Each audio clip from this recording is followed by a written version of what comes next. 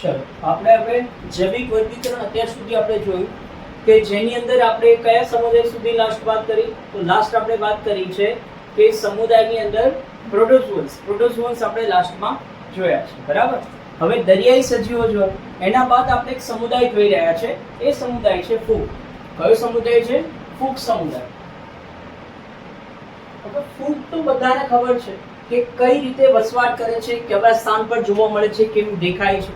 Generally ફૂગ જે છે એ અલગ અલગ પ્રકારની હોઈ શકે. કોઈ વસાહતી ફૂગ હશે, કોઈ એક જ વસાહતી હશે, મીન્સ કોઈ એક જગ્યાએ એક જ ફૂગનું તંતુ હશે. કોઈ ફૂગ એવી હશે કે એક વસાહતમાં જૂથમાં તમને જોવા મળશે. ઘણી બધી ફૂગ એવી હશે કે લાકડાના બ્લોક્સ ઉપર તમને જોવા મળશે. પછી ઘણી ફૂગ એવી હશે કે જે ફૂગ દવા તરીકે પણ ઉપયોગમાં લેવાતી હશે. ઘણી ફૂગ એવી હશે જે ઝેરી હશે. ઘણી ફૂગ એવી હશે જે ખાવા લાયક હશે. તો ફૂગ એવું નથી કે બધી ફૂગ ખાવા લાયક છે અને એવું પણ નથી કે બધી ફૂગ ખાવા લાયક નથી. ફૂગનો મતલબ આપણા માઇન્ડમાં આવે એટલે આપણે શું વિચારીએ? It's look like a white fluffy mass. સફેદ કલરના તંતુઓ, તાંતણાઓ જે ભેગા થાય એને ફૂગ બનાવે છે, માની લીધું. પણ ખરેખર એ ફૂગ શું છે એ ફૂગને સમજ માટે ઘણા બધા વૈજ્ઞાનિકોએ કામ કર્યું. અને સમુદાય જે હતો કે 5 સૃષ્ટિ વર્ગીકરણમાં કેરોલસ લિનિયસે જ્યારે સમુદાય 5 સૃષ્ટિમાં ફૂગનો સમાવેશ કર્યો ત્યારે કોના આધારે એને સમાવેશ કર્યો? તો એની રચનાના આધારે. એ 5 સૃષ્ટિ વર્ગીકરણમાં ફૂગની જે રચના હતી એ જટિલ રચના હતી. ફૂગ જે છે એ દેખાતું હતું એક કોષી પણ ખરેખર એ બહુકોષી સજીવ હતું. એનું કારણ છે એની કોષ દિવાલ, એની અંદરનું કોષ કેન્દ્ર, એની જે પ્રજનન પ્રકાર છે, પ્રજનન પદ્ધતિ છે, એ સૌથી અગત્યના કારણોમાં મુખ્ય ભાગ છે. કે એક્ઝામ્પલ તરીકે ફૂગ છે તો ફૂગની બાહ્ય કોષ દિવાલ બનેલી શેની છે? તો ફૂગની કોષ દિવાલ કાઇટિનની બનેલી હોય છે, બરાબર. અને કાઇટિન એક રક્ષણાત્મક આવરણ છે. જેવું કે આપણા નખ, આ નખ છે એ પણ કાઇટિનના બનેલા છે, એક રક્ષણાત્મક આવરણ છે. તો ફૂગની કોષ દિવાલ સખત કાઇટિનની બનેલી છે, જેને રક્ષણ આપવાનું કામ કરે છે. એઝ વેલ એઝ એનું જે સ્ટ્રક્ચર છે પાણીમાં હાજર હોય છે. જનરલી એ મોઇશ્ચર, ભેજવાળી જગ્યા પર વધારે રહેતી હોય છે. તો એવી ફૂગ જે છે એને ભેજ સામે પણ રક્ષણ આપવાનું કાર્ય કરે છે. તો એ પ્રકારે ફૂગ વિશેષ છે. એનું કોષ કેન્દ્ર છે, કોષ દિવાલ છે, તમામ વસ્તુ હાજર છે. એટલે આમ જોવા જઈએ તો એ જટિલ સંરચના ધરાવે છે. અને એના આધારે આપણે કહી શકીએ કે ફૂગ કેવી છે? એક જટિલ સંરચના ધરાવતી બહુકોષીય સજીવ છે. અને એટલા માટે 5 સૃષ્ટિ વર્ગીકરણમાં તેનો સમાવેશ કરવામાં આવ્યો છે. હવે જોઈએ કે એની હિસ્ટ્રી જોઈએ તો ફૂગ વિદ્યાના પિતા પીએ મિચેલ કે ફૂગની ઉપર ફંજિયોલોજી, બે વસ્તુ તમે સમજો આગળ. એક આવશે ફાઇકોબાયોન, PHYCO, ફાઇકોબાયોન, અને બીજું આવે છે માઇકોબાયોન. હવે ફાઇકોબાયોન નો મતલબ ફાઇકો એટલે કે લીલ અને માઇકો એટલે કે ફૂગ. તો બાયોન્ટ એટલે સ્ટડી.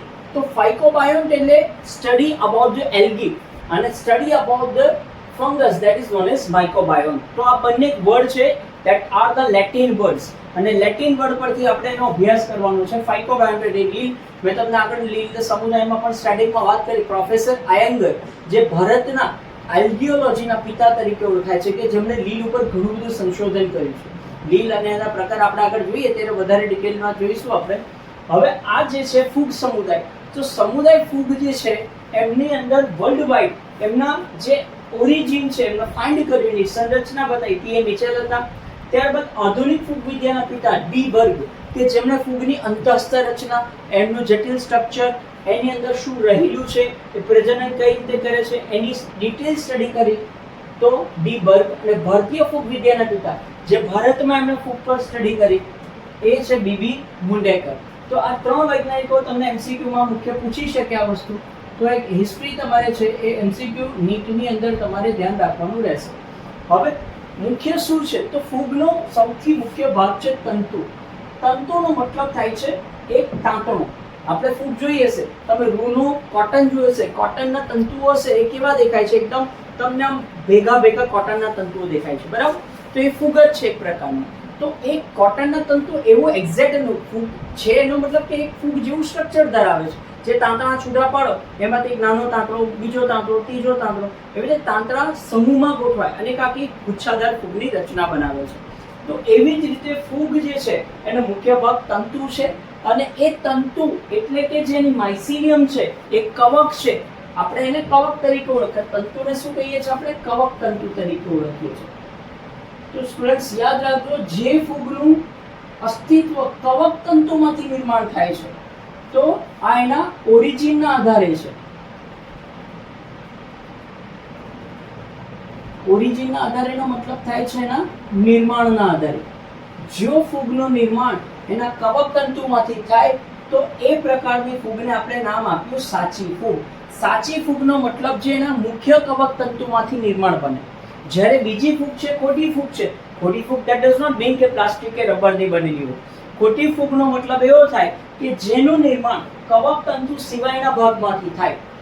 તો આને કેવી કહેવાય છે? ખોટી પ્રકારની ફૂગ કહેવાય છે. એ ફૂગ સમુદાય ખરો. હા, મેં તમને કહ્યું હતું વર્ગીકરણમાં આપણે એક બે વસ્તુ જોવાની ન હોય, એના કરતાં વધારે પેરામીટર જોવાના અને સમાન વસ્તુ આવે એને એકમાં મૂકવાની હોય છે. તો એવી જ રીતે જે ખોટી વસાહતી ફૂગ છે, એક્ઝામ્પલ તરીકે કવક તંતુ સિવાયનો ભાગ, તો આપણે ચોમાસામાં ખાસ કરીને હવે સિઝન આવશે આપણે જોઈશું કે ચોમાસાની અંદર તમે જે ફૂગ જોઈ રહ્યા છો, પછી કચરાનો જે નિકાલ થતો, એંઠવાડ જે નખાતો, જૈવિક કચરો કુદરતી, જેમાં કાર્બન, હાઇડ્રોજન, ઓક્સિજન, નાઇટ્રોજન આ બધું હોય, તો ત્યાં આગળ જે વસાહતી ફૂગ જોવા મળે છે એ બધી ખોટા પ્રકારની ફૂગ છે. આપણે મશરૂમ, બટન મશરૂમ આપણે ભારતમાં ખાવા લાયક છે, બરાબર? તો એ મશરૂમ છે, મશરૂમને આપણે સામાન્ય શબ્દમાં બિલાડીનો ટોપ કહેવામાં આવે છે. તો એ બધા મશરૂમ ખાવા લાયક નથી, બરાબર? કારણ કે એનું જે નિર્માણ છે એ અલિંગી પ્રજનન દ્વારા થાય છે. જનરલી આ જે હોય એમાંથી બે એના બીજાણુ મળે છે, નરજન્યુ મળે છે, માદાજન્યુ મળે છે. ફૂગ બે પ્રકારની પ્રજનન પદ્ધતિ ધરાવે, એક લિંગી પણ ધરાવે અને એક અલિંગી પણ ધરાવે છે. તો બેઝિકલી આ જે કવક તંતુ છે એ આખી નવસર્જન એટલે કે પિતૃ બોડીમાંથી નવા ડોટર સેલનું સર્જન કરે છે. એટલે આ કેસમાં શું છે, તમે બિલાડીનો ટોપ જોયો હશે, બરાબર? એમાં છત્રક હોય છે, ઉપરની જે રચના અહીંયા મેં ડ્રો કરેલું છે, આ છત્રી જેવી રચના છે એને છત્રક રચના કહેવાય છે, બરાબર? તો એ ઉપરથી તંતુ હોય, પણ એની નીચે તમે ગ્રીસ જોઈ હશે, આરા જોયા હશે, બરાબર? તો એ આરાને તમે તોડો તો એમાંથી નાના નાના દાણા જેવી રચના મળે છે, અને એ દાણા જે છે એ દાણાને આપણે બીજાણુ કહીએ છીએ, અને બીજાણુ જવાબદાર છે નવા ફૂગના સર્જન માટે. એનો મતલબ કે આ ફૂગની રચના સાચી વસાહત એટલે કે માઇસિલિયમમાંથી થાય, જ્યારે આની રચના શેમાંથી થાય? તો કે બીજાણુમાંથી થાય. તો આના આધારે એનું સર્જન થાય છે. આનું સર્જન કવક તંતુમાંથી થાય, જ્યારે આનું સર્જન બીજાણુમાંથી થાય છે. એટલે એટલા માટે જે એનું મૂળભૂત ભાગમાંથી સર્જન થયું એટલે એને સાચી ફૂગ તરીકે ઓળખાય. જ્યારે આ જે છે ખોટી ફૂગ છે, કારણ કે અહીંયા તમે જો ગિલ્સ મેં ડ્રો કરી છે, છત્રક છે, આ દંડ છે એનો, આ દંડની અંદર એ છત્રક હાજર હોય છે, અને છત્રકને તમે ઊંચું કરશો, તમે ગિલ્સ જોઈ શકશો, એને તોડશો તો એની અંદર આવા નાના નાના બીજાણુ હશે. એ બીજાણુ ડેસ્પર થાય, છૂટા પડે, અને એ છૂટા પડે અને પછી કોઈ પણ જગ્યાએ જાય ત્યાં ભેજ આવે, અને ભેજમાં પછી એમાંથી નવા ભાગનું નિર્માણ થાય છે. તો એક પ્રકારનું અલિંગી પ્રજનન થયું, બરાબર? તો અહીંયા જેનો મુખ્ય ભાગ છત્રક એટલે કે ટોપીવાળો વિસ્તાર, પછી આવા આરા છે ને ગિલ્સ કહેવામાં આવે છે, ધારીઓ કહેવાય છે, જેની અંદર શું આવે, એ ધારીઓનું કાર્ય શું છે? તો કે બીજાણુનું નિર્માણ કરવાનું. પછી નીચેનો ભાગ છે દંડ. દંડ એટલે આધાર આપે, આ ભાગ છે તો અહીંયા નીચે દંડ આવે આ રીતે. તો આ રીતે છત્રક ઉપર હશે, અહીંયા દંડ હશે, અને આની વચ્ચે આ જગ્યાએ ગિલ્સ હાજર હશે. તો ગિલ્સ એક ધારીઓ હોય છે, એ ગિલ્સને તોડશો તો ત્યારે એની અંદર શું હશે? નાના